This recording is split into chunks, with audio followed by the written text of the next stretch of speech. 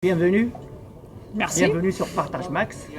Alors, c'est qui Bonaventura 1, c'est qui Bonaventura 2? Alors moi je suis Charlotte et moi je suis Julie. Alors, des femmes arbitres, qu'est-ce que ça vous fait? Nous ça fait un petit moment qu'on est sur le circuit on va dire, donc on est habitués, les joueurs aussi. Mais ce qui est sympa c'est de voir qu'il y a d'autres binômes féminins qui nous rejoignent maintenant et ça c'est très positif. Les joueurs ne se trompent pas quand il y a la jaune ou bien la rouge ou bien la bleue. Je crois qu'ils n'essayent même pas de faire la différence entre nous deux. Et si on parle des petits problèmes avec les joueurs, tout ça pour... Non, nous on n'a jamais eu de problématiques avec les joueurs parce qu'on est beaucoup dans la communication et donc les joueurs apprécient de pouvoir échanger avec nous et donc ça facilite aussi la prise de décision et le déroulement des matchs. Le handball français? Le handball français se porte très bien. On va suivre avec attention ce que fait notre équipe de France. Et puis on est les premières supportrices de notre équipe, donc on va suivre ça assez tranquillement. On a de la chance en France d'avoir un très très bon championnat national aussi. Donc ça permet et à nos joueurs de pouvoir bien travailler et progresser et à nous aussi. Ça nous donne un support de travail qui est presque unique. La France, elle a aujourd'hui des équipes qui la poussent, hein? Le Danemark. Oui, en Europe, il y a le Danemark qui est très fort. Bon, il y a la Suède qui est chez elle sur ce championnat. On peut même ajouter du côté de l'Afrique, on a l'Égypte qui peut potentiellement atteindre le dernier carré. Je pense qu'ils ont les moyens de le faire.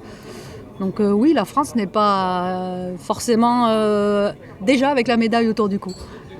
Vous incarnez la dame, l'émancipation, donc un mot sur la femme, l'arbitrage.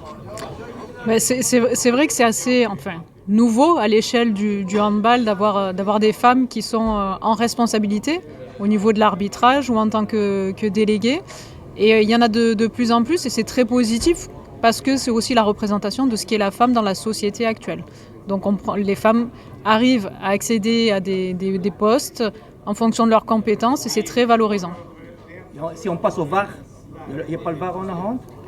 S'il y a le hand là sur la compétition, donc on peut aller voir la vidéo, par exemple en cas de doute sur quel joueur doit être sanctionné, si la situation peut aboutir à un carton rouge par exemple, on peut aller revoir la vidéo. C'est très cadré en fait, on a vraiment on ne peut pas aller voir n'importe quand, n'importe comment, c'est vraiment très encadré. Voilà. Il y a un règlement spécifique pour ça. Je vous laisse un espace libre. On est très contente d'avoir pu voir nos amis marocains déjà ce soir, c'était très sympa. Et on a aussi vu nos amis tunisiens lors de la première journée.